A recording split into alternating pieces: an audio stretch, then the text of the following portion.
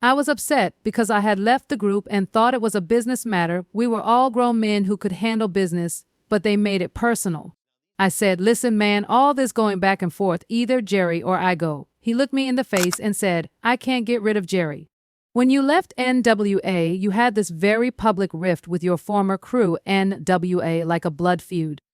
So I felt like he wasn't savvy enough to pull this without Jerry Heller's, coaxing and showing him how to make it happen the way Jerry wanted it to happen. So I just needed to see it so I could take it to my folks. Therefore, I was upset with that guy for refusing to give me my contract.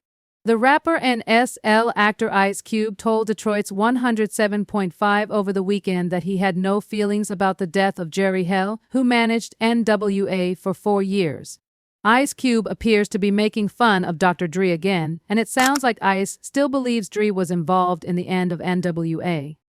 Jerry Heller's family says he would have wanted the remaining N.W.A. members to attend his funeral, but they probably shouldn't expect an appearance from Ice Cube.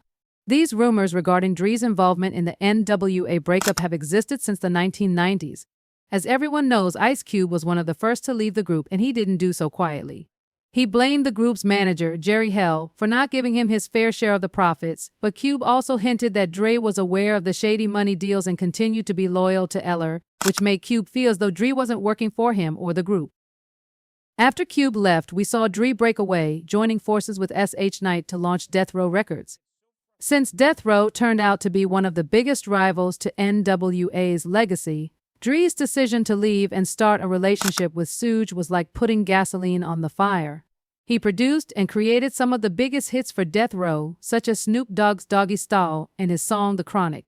It seemed as though Dre was trying to overshadow the work he had done with N.W.A. in the first place, and this is where things get even more complicated. Cube recently implied that Dre's choices weren't only business-related but rather part of a larger scheme that eventually led to the group's demise. Whether he believes Dre was duped or knew about the scheme is unclear. Cube hasn't spelled it out completely, but he's clarified there's something about Dre's moves that he can't forgive. So what exactly did Ice Cube say about Dre's role in the N.W.A. breakup? Could Dre have made different choices, or was the breakup inevitable from the start?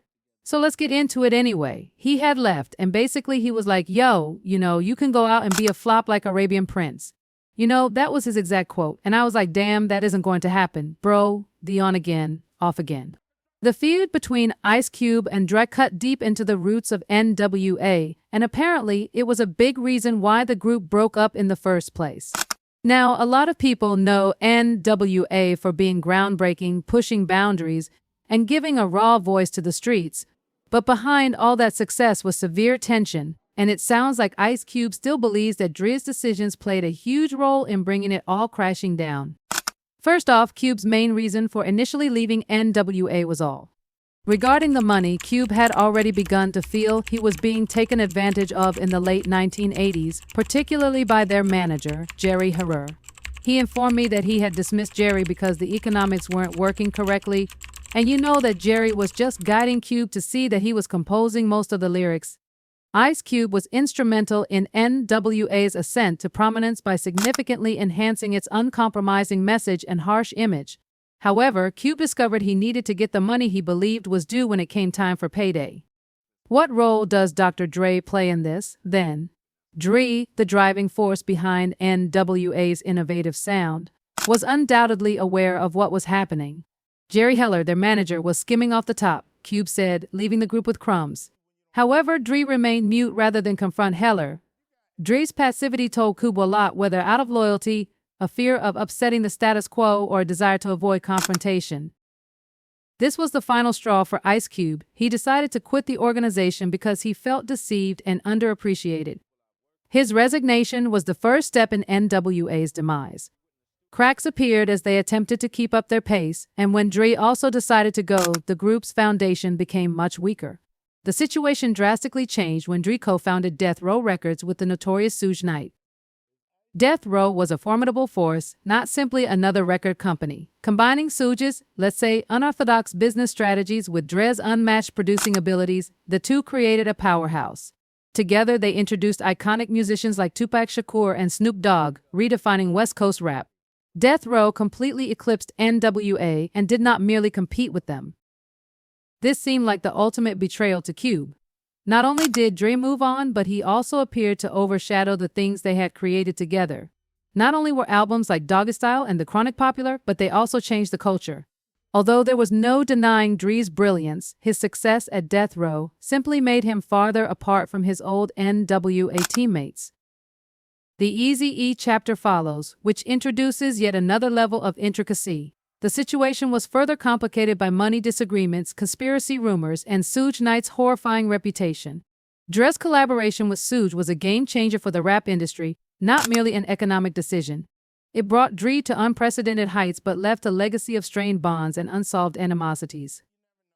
In addition to showcasing Dre's genius, Death Row's explosive growth has solidified the divisions inside what could have been one of the most significant rap groups in history. The impact was personal and represented more critical problems in the music business, such as money, ambition, and loyalty. The effects of these incidents are still felt decades later. Dre and Cube have become famous, yet their legacy still hangs over them. The tale of N.W.A. is about ambition, betrayal, and the cost of success. It's not just about music. The crucial issue still stands: would things have gone differently if Dre had spoken out sooner? What do you think? Was Cube correct in criticizing Dre's lack of response? Or was Heller the real antagonist in this tale? Comment below with your comments and check back soon for more. He stated that Jerry was taking millions of dollars from the label, and another R assigned to the ruthless Toka revealed that Ease consistently blamed Jerry Hell for Cube and Dre's breakup and departure from the group. Ice Cube thinks Dre might have saved N.W.A. if he had stood up to Jerry Heller sooner and been more forthright about the financial problems. Dre's silence seemed like a betrayal to Cube in addition to being upsetting. It conveyed the idea that Dre was prepared to overlook anything to forward his agenda. Not to mention the clues Cube has given over the years, suggesting that Dre may have been more aware of Heller's dubious financial dealings than he ever acknowledged.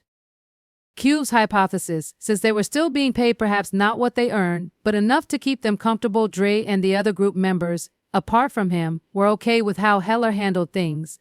Cube was upset with Heller but also upset at his bandmates for being silent. Even though Dr. Dre and Ice Cube are each iconic in their own way, their breakup over N.W.A. is still a heated issue in the modern day.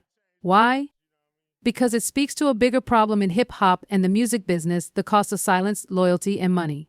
Cube hasn't entirely moved on from the past, even though he and Dre have been seen together recently and have publicly expressed their appreciation for one another. He has said unequivocally that he recalls the events. Consider their Rolling Stone cover for Straight Outta Compton, released in 2015. Although Dre didn't confirm or deny anything, the photo of them standing side by side stoked suspicions of a reunion. At the time, all he stated was, "I made a bizarre career choice because I have social anxiety and I don't like being in the spotlight." What a way to sidestep the subject. It seems that most fans hold Jerry Heller responsible for all the trouble. Ice Cube saw right through Heller, and admirer wrote, "It was he who was wise enough to leave. Dre just figured it out later." However, Eazy deserves a lot of credit for making N.W.A. famous. We wouldn't even be aware of them if it weren't for him. However, another person said that they labeled Cube a traitor when he attempted to alert them about Jerry. Kudos to Cube for identifying the garden snake. What do you think of all this then? Is Ice Cube suitable to accuse Dre of failing to stand up sooner? Or was Jerry Heller's manipulation the actual problem? Who, in your opinion, is really to blame for N.W.A.'s dissolution? Please leave a comment below with your ideas and remember to return for the next video.